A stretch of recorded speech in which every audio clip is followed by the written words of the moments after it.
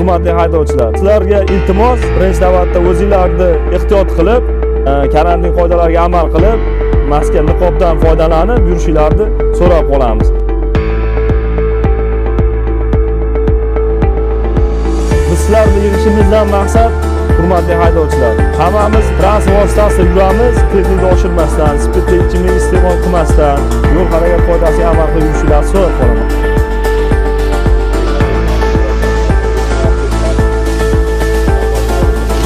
Transport hodisasi sodir etgan.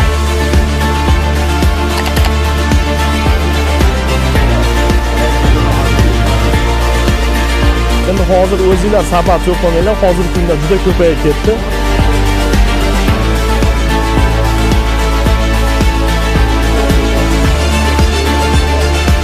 Sizlar doim uylarda ota-onalar, farzandinglar kutyapti.